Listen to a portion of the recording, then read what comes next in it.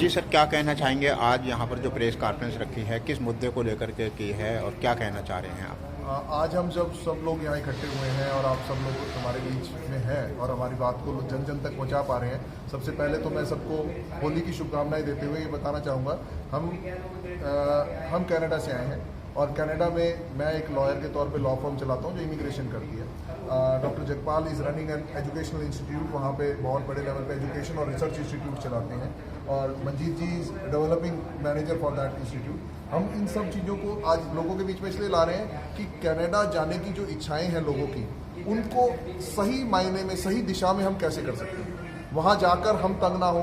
आज वहाँ बच्चे जा रहे हैं, अपने माँ बाप को भी पीछे से डर लगा हुआ है उनको कि बच्चे किस दिशा में है, क्या हालात में है, अच्छे कॉलेजेस नहीं मिल रहे हैं, अच्छी जॉब्स नहीं मिल रही हैं और उसके बावजूद भी लोगों के अंदर मन है वहाँ जाने का। तो उसके बारे में जागरूक करना चाहते हैं कि यहीं बैठे बैठे आप अपने आप को ऐसा कैसे अपग्रेड करें कि आप कनाडा में अच्छे प्लेस हो सके। सर, क्या ऐसे कारण हैं कि आपको जो है कनाडा में जाने के लिए लोगों को प्रेरित कर रहे हैं, जबकि इंडिया क्या अभी भी आप समझते हैं कि पूरी तरीके से शिक्षित नहीं है? इंडिया शिक्षा के मामले में कनाडा से बहुत आगे है। हम ये नहीं कहते कि इंडिया में कोई कमी है, इंडिया जितना अच्छा देश नहीं है, लेकिन जो बच्चों को आज इंटरनेशनल लेवल पे ग्लोबली अपने आप को इतना एक्सपोजर चाहिए कि हर चीज़ जो इंडिया में आ रही है विदेश से, उसके लिए भी वो तैयार हो सके। उन्हें इंडिया को ऐसा बनाना है कि इंडिया बाकी देशों से और आगे निकल जाए। तो उस शिक्षा को लेने के लिए जब वो जाते हैं तो उनके पास ऐसी शिक्षा होनी चाहिए जिसको लाके वो इस देश में यूज़ कर सकें। सिर्फ पैसे की जरूरत नहीं है, शिक्षा की अपग्रेडेशन की रिक्वायरमेंट है, एक्सपोजर की रिक्वायरमेंट है और उस टैलेंट की, टेक्नोलॉजी की रिक्वायरमेंट है जो विदेश डेवलप कर रहा है और इंडिया भी उसको यूज़ करे। सर, ई विद्या ग्लोबल में क्या करना चाहते हैं सर आप इसमें? ई विद्या ग्लोबल एक ऐसा प्लेटफॉर्म है जहां पर हम बच्चों को, जैसे इंडिया की जो शिक्षा पद्धति है वो विदेश की शिक्षा पद्धति से थोड़ी सी डिफरेंट है, वहाँ की बराबर वो शिक्षा में जा सके, अच्छे यूनिवर्सिटीज़ में जा सके और अच्छे कॉलेजेस में जाकर उनको स्कॉलरशिप के साथ एडमिशन मिल सके और उनको कोर्स चयन करने में आसानी हो, उनको वीज़ा लगने में आसानी हो। इस तरीके का कंसेप्ट है ई विद्या ग्लोबल, सिटिंग एट होम, अपने घर बैठ के। आइल्स भी कंपल्सरी इसके लिए? ई विद्या ग्लोबल के लिए कोई आइल्स कंपल्सरी नहीं है और किसी भी तरीके के प्रोग्राम के लिए आइल्स का जो एक रिक्वायरमेंट है वो इमिग्रेशन का रिक्वायरमेंट है। दूसरे देश कहते हैं कि हमारे यहाँ से बच्चा आ रहा है, बाहर से बच्चा आ रहा है तो इंग्लिश पढ़ा हुआ हो। ऐसे ही अगर मैं बोलूँ, एक मिनट बीच में लूँगा, ऐसे ही अगर मैं बोलूँ अगर बाहर से कोई इंडिया में भी काम करने आएगा तो उसकी भी अपनी रिक्वायरमेंट्स है। मेडिकल से डॉक्टर्स आते हैं, उनको MCI का एग्जाम पास करना पड़ता है, लॉ से लोग आते हैं तो उनको बार काउंसिल का एग्जाम पास करना पड़ता है, ऐसे ही दूसरे देशों में भी करना पड़ता है। तो ये कितने साल का कोर्सेज आपका या क्या है? इसके बारे में थोड़ा मंजीत जी बता पाएंगे आपको। सर, क्या कहना चाहेंगे? हम जो यहाँ बात कर रहे थे, पहले तो आप सबको प्रणाम और बहुत बहुत धन्यवाद आने का।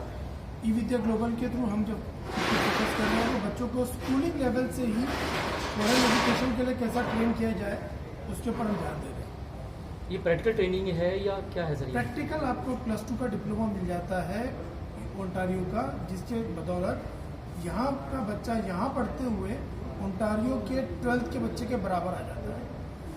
जैसे हमें जी आप में से किसी कोई पूछ रहे थे कि बच्चे तो जाते हैं लेकिन कमीशन के चक्कर में कॉलेज उनको कहीं भेज दे रहे, कुछ भेज दे रहे। उसका सबसे बड़ा रीज़न ये है कि हमारे बच्चे जो है वो विकसित देशों में एट पार नहीं समझे जाते, बराबर नहीं समझे जाते, क्योंकि एजुकेशन का जो मापदंड है वो थोड़े अलग हो जाते हैं। हमारे ओइंग टू कोविड अब इतना कुछ आ चुका है कि you can be in India और यहाँ पे बैठे बैठे आप स्टडी कर सकते हो और you can become an equivalent to a Canadian student. तो आप यहाँ बैठे बैठे अपने CBSE और ICSE के साथ में इक्विवेलेंसी सर्टिफिकेट लेके ओंटारियो में सर्टिफिकेशन ले सकते हो और ये सर्टिफिकेशन लेने के बाद आपको वहाँ की यूनिवर्सिटीज़ हमारे यहाँ के बच्चों को दोनों को बराबर तोड़ती है। सर, +2 जैसे बच्चा पढ़ रहा है उसके साथ साथ भी वो एजुकेशन ले सकता है? ऑफकोर्स उसके साथ ही लेने में ज़्यादा फायदा है कि जब वो अपने कॉलेज की एप्लीकेशन कर रहे हैं तो आप समझे अभी जितने बच्चे अप्लाई कर रहे हैं उनको एक लेवल कम पे अप्लाई करना पड़ता है, क्योंकि इंडिया की जो सिस्टम की रैंकिंग कम होने की वजह से बच्चे की रैंकिंग कम नहीं होती है, सिस्टम की रैंकिंग की वजह से बच्चे की रैंकिंग कम हो जाती है। तो ई विद्या प्लेटफॉर्म आपका वो गैप ब्रिज करता है और बच्चों को जो एक लोअर लेवल पे उसको अप्लाई करना पड़ता है उसको हायर अपॉर्चुनिटीज ओपन कर देता है।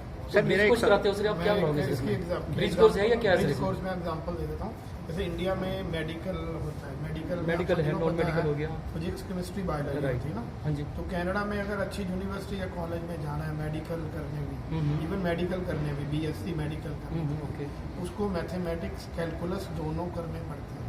ओके कोई भी जैसे बच्चे ने जिसने फिजिक्स केमिस्ट्री बायोलॉजी की है वो कनाडा में मेडिकल यूनिवर्सिटी में नहीं जा सकते, तो उसको 2-3 क्रेडिट लेने पड़ेंगे, एक मैथमेटिक्स में, एक कैलकुलस में। तो दैट इज इवन इंजीनियरिंग में तो करना ही पड़ता है। इंजीनियरिंग में चलो उनके पास मैथमेटिक्स होता है, हाँ जी। बट तो हमारे पास जैसे जो भी स्टूडेंट आएगा ग्रेड 11-12 में, कॉमर्स का आएगा, आर्ट्स का आएगा, साइंस का, मेडिकल क्या medical medical non medical 4 stream हो हाँ गए। जी। तो हम क्या करेंगे, जब बच्चा हमारे पास जब 11वीं में आता है कि 12वीं में आता, हम उसकी असेसमेंट करते हैं। वो सिस्टम बना हुआ है, प्लार उसको बोलते हैं। ओके। वो सिस्टम बताएगा जो बच्चे को कितने क्रेडिट करने पड़ेंगे कैनेडियन जो ओंटारियो सेकेंडरी स्कूल का डिप्लोमा है।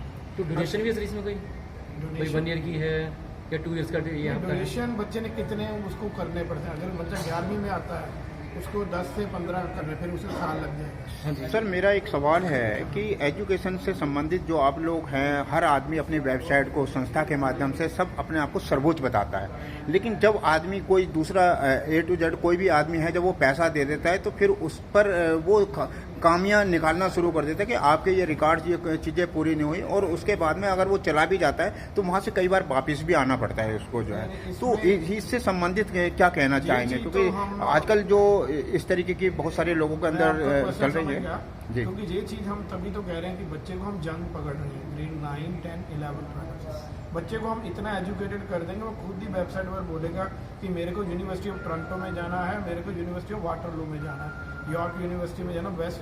फिर वो खुद ही अपने कोर्सेज का चयन करेगा। वो एजेंट बीच में ख़त्म हो जाएंगे, उसको स्कॉलरशिप भी मिलेगी। कनाडा में एक एंट्रेंस स्कॉलरशिप भी होती है। तो वो जो लगता है कि कॉलेज सही नहीं है, कॉलेज बुरा है, बच्चा खुद ही चूज कर लेगा।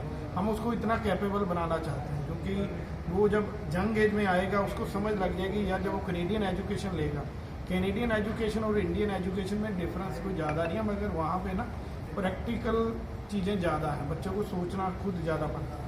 तो सर मेरा ये एक चीज़ का और भी है कि हम लोग बाहर बच्चों को क्यों भेजना चाह रहे हैं, जबकि इंडिया भी एक बहुत अच्छी तरीके से डेवलपमेंट कर रहा है, शिक्षित है, एजुकेशन में आगे बढ़ रहा है, तो उसके साथ साथ जो है हम लोग क्यों बार बार उन बच्चों के लिए प्रेरित किए जाते हैं जो है? क्या वो पैसे कमाने से संबंधित है या कुछ? यूएसए को देखो, यूके को देखो, यूके का प्राइम मिनिस्टर एक इंडियन ओरिजिन का बंदा है, यूके का प्राइम ऋषि सुनक है। यूएसए में देखो, माइक्रोसॉफ्ट देख लो, जो भी बड़ी बड़ी कंपनियां देख लो, सभी के सीईओ इंडियन है। तो अगर हम इंडियन ग्लोबली जाते हैं तो हम अपना कल्चर भी लेके जाते हैं ना, क्योंकि हमारी देखो पॉपुलेशन तो है। अगर इंडियन, मैं जैसे अपनी एग्जांपल ही लेता हूँ, मैं जहाँ इंडिया में जहाँ पे प्रोफेसर था वहाँ गया, अभी मैंने यॉर्क यूनिवर्सिटी से स्पेस साइंस में PhD की। अभी मैंने कहीं अप्लाई नहीं किया, मेरा बिजनेस अच्छा चल रहा है, मेरे को कोलंबिया कंट्री ने एज एन एडवाइजर चूज किया स्पेस साइंस में। तो उसमें किसका नाम होता है? जब मैं जाता हूँ मेरी शक्ल देखकर वो बोलते हैं ये बंदा इंडियन है, इवन हमें कैनेडियन जी जी, तो नाम तो होता है ना। तो हमें जब भी हम इंडियन बाहर जाकर पढ़ते हैं, एक्सेल करते हैं, आने वाले टाइम में मैं ये बता दूं 20-30 सालों में कनाडा का भी प्राइम मिनिस्टर इंडियन ओरिजिन का होगा। तो जिस वे से हम तरक्की कर रहे हैं, तो हम पूरे विश्व को हमारा तो वैसे विश्व में इंडिया का नाम हो पूरा। इमिग्रेशन की फॉर्मेलिटी सर पूरी करोगे या बच्चा करेगा सर? नहीं, हम बच्चे को गाइड करेंगे पूरी तरह, तो जहाँ उसको हमारी जरूरत होगी, क्योंकि हमारी लॉ फर्म जैसे इमिग्रेशन है वो भी हम उनको सपोर्ट। सर पूरा शुभ नाम क्या है आपका? मेरा डॉक्टर राज है। और सर करनाल में यही इंस्टीट्यूट है कि हरियाणा में भी है? और सर आपका? अभी तो चंडीगढ़ में आपका सर? अभिषेक चंडीगढ़ में जाएंगे, वहाँ पे भी एक सेमिनार है जी, फिर जलंधर में भी होगा। तो कंडक्ट कहाँ से कर सकते हैं जो पेरेंट्स सुन रहे हैं? हेड ऑफिस हमारा अभी गुड़गांव में, हमने 2 बंदों की टीम है वहाँ से, फिर हम नोएडा में अभी बड़ा ऑफिस करना है। ठीक है। करनाल में हमें मौका मिला इस चीज़ को लोगों के माध्यम तक पहुंचाने में, आप लोगों के थ्रू, और करनाल का बच्चा इतना ज़्यादा मुझे मिलता है वहाँ पे, तो मेरे को बड़ी खुशी होती है। सबसे बड़ी बात यह है कि हमें अपना देश में, दूसरे देश में अपना जब बच्चा मिलता है, अपने साथी मिलते हैं, तो बहुत अच्छा लगता है। सर उन माँ बाप को क्या संदेश देंगे जो डोंकी के रास्ते भी जाते हैं, कई बच्चों की मौत भी हो जाती है हादसे के चलते, तो सर सही उनको मायने क्या में कि कहूँ तो मतलब सही बिल्कुल- रास्ते में जाना चाहिए? ये सही मायने में कहूँ तो ये बिल्कुल गलत है, जी, इसको ना करें। बच्चा बहुत रिस्क में होता है, वहाँ पर बच्चे की जान का भी खतरा है, और जान से बड़ी क्या चीज़ है, अगर वो बच्चा वहाँ चला भी जाता है तो अपने परिवार के लिए बिल्कुल फायदेमंद नहीं रहता। सर बच्चा जो बहुत ही काबिलियत है तो उनके पास पैसे का नहीं है, तो सर उसके लिए क्या प्रावधान उसी के लिए बताया, जैसे डॉक्टर साहब ने आपको बताया, बच्चे को टाइमली अगर गाइडेंस मिले, वो अपना प्लार कराए, इक्वलेंसी जरूर कराने की जरूरत जी। है कि मैं कहाँ स्टैंड करता हूँ। जब उनको पता लगता है मैं यहाँ स्टैंड करता हूँ तो उसके अकॉर्डिंगली कोर्स लेते हैं, उसके अकॉर्डिंगली उसकी पैसे की रिक्वायरमेंट, अगर वो इंटेलिजेंट हो जाता है, जिसको जैसे आपने बताया कि इंटेलिजेंट बच्चा है, उसको एक ऐसा प्लेटफॉर्म मिलता है जहाँ वो स्कॉलरशिप के लिए अप्लाई कर सकता है। जहाँ वो पैसा दे रहा है तब उसको ऐसे हालात आ जाएंगे कि पैसा उसको यूनिवर्सिटीज देगी पढ़ने के लिए। जी, स्कॉलरशिप कह सकते हैं आप। स्कॉलरशिप मिलती है, बर्सरी मिलती है, वहाँ पे लिविंग एक्सपेंस मिलते हैं, गवर्नमेंट के इतने अच्छे अच्छे प्रावधान है वहाँ पे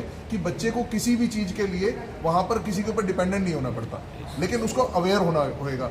वो जब जुड़ेगा अच्छी चीज़ों से तो अवेयर होता जाएगा। सर मेरा एक एजुकेशन से ही संबंधित और भी सवाल है, क्योंकि बड़ा उसमें विषय है। जो आप लोग किसी बच्चे को भेजते हैं या कोई भी चीज़ भेजते हैं, तो जब पैसे की बात आती है तो वो पैसा जो टिकट है या कोई और चीज़ है उसमें 10 गुना पैसा लिया जाता है, तो जबकि कायदे में उसी रेट पर लेना चाहिए जो पैसा है। तो ऐसे में माँ बाप के ऊपर काफ़ी बड़ा बोझ पड़ता है, उस पर क्या कहेंगे थोड़ा सा? मैं देखिए आज मैं पहली बार ही सुन रहा हूँ कि टिकट में भी 10-10 गुना पैसा लिया जी, जाता है, लेकिन अगर ऐसा है तो बच्चे को हम इतना अवेयर करेंगे जब हमारे साथ पढ़ेगा कि वो खुद ही अपनी टिकटें बुक कर सकेगा और खुद ही अपने वीज़े के लिए भी अप्लाई कर सकेगा, और जहाँ हमारी जरूरत पड़ेगी, हमें गाइडेंस की जरूरत पड़ेगी, हम भी उसकी मदद करेंगे। Thank you sir.